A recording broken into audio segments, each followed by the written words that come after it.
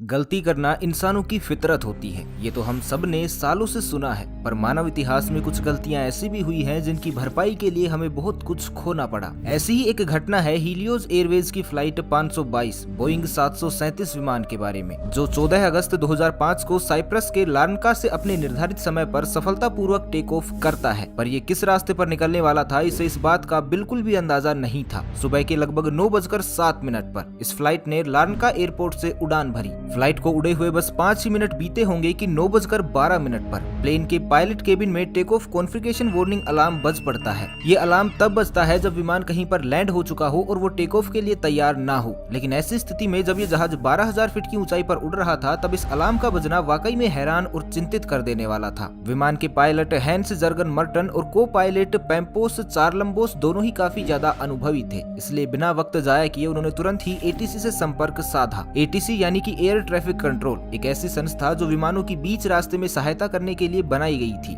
दोनों pilot ATC को अपनी समस्या बता ही रहे थे कि तभी अचानक से विमान में कई सारे अलर्ट अलार्म एक साथ बजने शुरू हो जाते हैं। इतने सारे अलार्म के एक साथ बजने की वजह से पायलटों की आवाज शोर के कारण एटीसी तक पहुंच ही नहीं पाई। मुश्किलें अभी खत्म नहीं हुई थी कि अचानक से विमान का मास्टर क्वेश्चन अलार्म भी बजने लगा। इसका बजना एक बहुत ही बुरा संकेत था, क्योंकि मास्टर क्वेश्चन अलार्म के बजने का मतलब ये है कि प्लेन के काफी सारे सिस्टम एक साथ बहुत ही ज्यादा ओवरहीटेड हो गए थे। पायलट और उनमें से किसी ने भी आज तक के इतिहास में इतना कॉम्प्लेक्स माहौल कभी भी महसूस नहीं किया था। ये सारी घटनाएं उस दिन से पहले कभी नहीं हुई थी, तो ऐसे मामलों में चिंता होना जायज था। अभी चारों तरफ घबराहट का माहौल चल ही रहा था कि विमान में बैठे 6 क्रू मेंबर समेत सभी 115 यात्रियों को घुटन महसूस होने लगी। वैसे तो विमान में हमेशा ही एयर प्रेशर संतुलित मात्रा में बना रहता है ताकि किसी भी प्रकार की कोई दिक्कत ना हो, पर यह बात यहाँ बिल्कुल भी लागू नहीं हो रही थी। विमान में लोगों की हालत खराब होने लगी और इसी को महसूस करते हुए पूरे जहाज में अफरा तफरी मच गई। क्रू मेंबर सभी 115 यात्रियों को शांत करने की कोशिशों में लग गए। कुछ समय बाद सभी यात्रियों के ऑक्सीजन मास्क अपने आप नीचे आ गए। दरअसल जब एक हवाई यात्रा में कुछ इस तरह की हवा संबंधी दिक्कतें होने लगती हैं, जैसे एयर प्रेशर या ऑक्सीजन का लेवल कम होना, तो उसके अंदर सेट ऑक्सीजन मास्क अपने आप ही यात्रियों की सीटों के ऊपर से निकल आते हैं। इस घटनाक्रम के दौरान लगातार प्लेन के पायलट और को पायलट साइप्रस के एटीसी से संपर्क साधने और उन्हें अपनी स्थिति बताने की कोशिश कर रहे थे। लेकिन तभी कुछ देर बाद रेंज के बाहर हो जाने की वजह से विमान का एयर ट्रैफिक कंट्रोल से संपर्क भी पूरी तरह से टूट जाता है। अब ये विमान असहाय स्थिति में सिर्फ आसमान की ऊंचाइयों को छू रहा था। लगभग 9:25 पर यह विमान 34,000 फीट की ऊंचाई पर पहुंच गया। लगभग 9:37 पर यह विमान एंथेस के एटीसी के इंफॉर्मेशन ट्रांसमिटिंग जोन पर दिखाई दिया। हालांकि ये फ्लाइट वैसे तो साइप्रस के प्राग तक की थी, पर बीच में इसे एंथेस में भी उतरना था। एंथेस में उतरने के लिए 10:25 का समय निर्धारित किया गया था। लेकिन जब भी कोई फ्लाइट किसी भी एयरपोर्ट पर लैंड करने वाली होती है, तो वहाँ का एटीसी डिपार्टमेंट उससे 30 से 40 मिनट पहले से ही संपर्क साधने की कोशिश करता है, ताकि वो विमान के बारे में कुछ जानकारियां जुटा सके। इसी सामान्य प्रोसेस की वजह से 10:12 पर एंथेस के एटीसी डिपार्टमेंट ने इस फ्लाइट से संपर्क साधने की कोशिश की, पर 10 से लेकर 15 मिनट की नाकाम कोशिशों के बाद उन्हें घबराहट होने लगी। जैसे ही 10:45 हुए, जो कि फ्लाइट के लैंड करने का निर्धारित समय था, तो 32 मिनट तक लगातार बोलने के बावजूद जब कोई जवाब नहीं मिला, तो एंथेस एटीसी को कुछ अनहोनी की संभावना लगने लगी।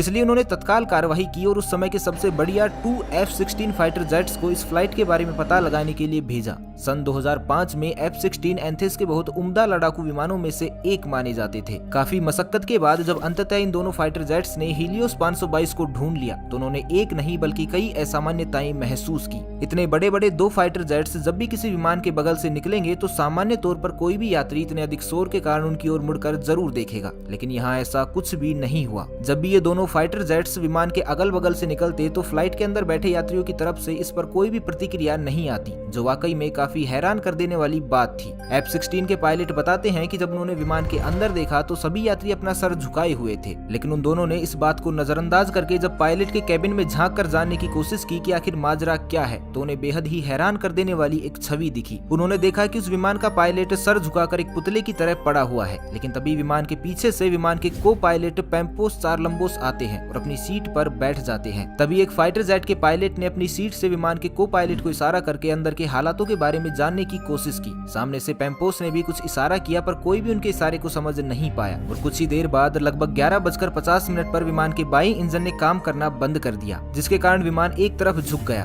पेम्पोस विमान को अब भी कंट्रोल करने की कोशिश कर ही रहे थे कि तभी ठीक 12 बजे विमान के दाएं इंजन ने भी काम करना बंद कर दिया और इसी के साथ पेम्पोस के हाथ से विमान का सारा कंट्रोल चला गया और विमान धीरे धीरे नीचे की ओर जाने लगा। फाइटर जेट के पायलट के हिसाब से ठीक 12:04 पर ये विमान एंथेस की पहाड़ियों में जाकर क्रैश हो गया और सभी 121 पैसेंजर्स की मौके पर ही मौत हो गई। लेकिन जब इस मामले में रिसर्च की गई तो पता ये चला कि यात्रियों की डेड बॉडी विमान के क्रैश होने से 1 से 1.5 घंटे पहले से ही मृत अवस्था में थी, जो अपने आप में एक बड़ा सवाल था कि आखिर इतने सारे यात्री अचानक से एक साथ कैसे मरे। फिर क्या था, ये खबर आग की तरह फैल गई और इस पर सख्ती से जांच करवाई गई। जांच में पाया गया कि प्लेन के एयर प्रेशर को कंट्रोल करने वाले एक बटन को ऑटोमेटिक की बजाय मैनुअल मोड पर सेट कर दिया गया था। हालांकि वैसे तो हर प्लेन में इस बटन को ऑटो मोड पर ही सेट किया जाता है ताकि पायलट पूरे ध्यान से सिर्फ विमान उड़ाने में ही अपना दिमाग कॉन्सेंट्रेट कर सके, पर इसे मैनुअल करने का मतलब ये हुआ कि किसी को इस बात का जायजा लेते रहना होगा कि हवा का प्रेशर ठीक तरीके से पहुंच रहा है या नहीं। यह बात हर विमान में ठीक ही रहती है और इसलिए सभी चीजों को चेक करते समय किसी ने भी इस पर गौर नहीं किया। इसी की वजह से मैनुअल मोड पर होने के कारण जैसे जैसे प्लेन ऊंचाइयों पर पहुंच रहा था तो प्लेन का एटमॉस्फेरिक प्रेशर उस हिसाब से एडजस्ट नहीं हो पाया, जिसके कारण विमान के अंदर का ऑक्सीजन लेवल डाउन हो गया और यात्रियों की जहाज के अंदर ही मौत हो गई। ऐसी गलती कोई भी पायलट नहीं कर सकता था,